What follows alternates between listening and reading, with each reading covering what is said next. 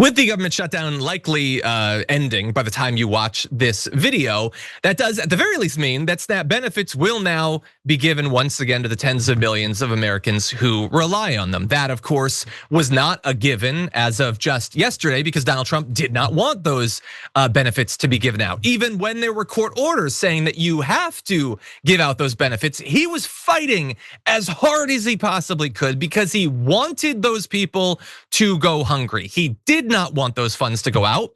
And that is, in his defense, at least a consistent position of his.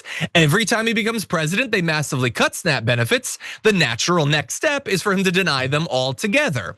And bear in mind, as they raced towards making that deal, he was fighting to make sure that even the states that had decided to fund SNAP in full, partially because of all of those court orders, that they would reverse that.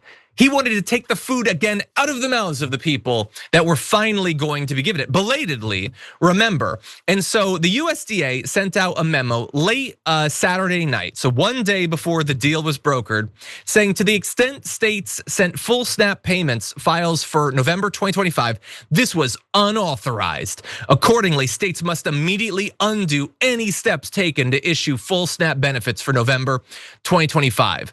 On Friday, some states did begin issuing full monthly SNAP benefits. That's a day after a federal judge ordered Trump to provide the funds. That includes Massachusetts, New York, Connecticut, and New Jersey. They were saying that they were going to do it. Obviously, very blue states. The red states, again, just like Donald Trump, don't want to give out those funds. So I don't know what undoing that would have looked like. Does that mean docking people the amount of the checks that had been sent out? Denying them future benefits to make up for it? I don't know, and now we won't actually find out because it looks like the shutdown is going to end. But I just want to make sure that everybody knows that as he was winning, he was trying to ensure that he was going to screw these people over in the same way that he's trying to screw over the air traffic controllers. This is not a guy that can just take a victory and then move on with his life. He remains filled with rage for the people who made him look bad, including millions of hungry Americans and air traffic controllers who were already working far too many hours for not enough pay before the shutdown began.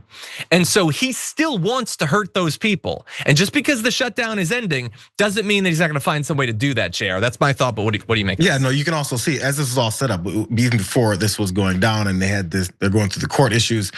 They're also set up this stage to make this a more permanent normalization of anybody that's on SNAP benefits. What are you doing? You need to get to work. We've always seen those types of arguments, but now there's fraud, waste, and abuse in the SNAP program. Did you hear them talking about that? I believe Brooke Rollins mentioned that. They're setting up the next stage, even before this this capitulation by Democrats on this whole thing happened. They were prepared for whenever this ends, we're gonna have the stranglehold over SNAP benefits and say, by the way, now that we're talking SNAP benefits, why do we even have those pesky things? Yeah, that's where we're headed next. They don't have any objective in doing this the right way now that this is over. We already know how they act.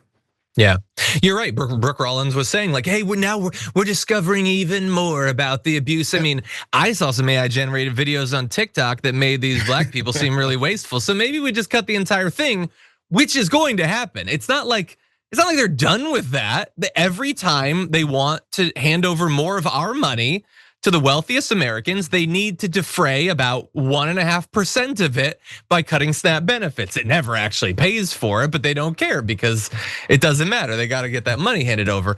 And so, look, I guess one of the positive consequences is that Donald Trump's unending crusade to ensure child hunger will have at least a minor roadblock now that the funding will have to be resumed. But again, they could have fought. They could fight to, by the way, they could have been fighting to get the funding renewed to SNAP that was cut just earlier this year, let alone in his first term. And so it's just, as you said, capitulation on capitulation on capitulation.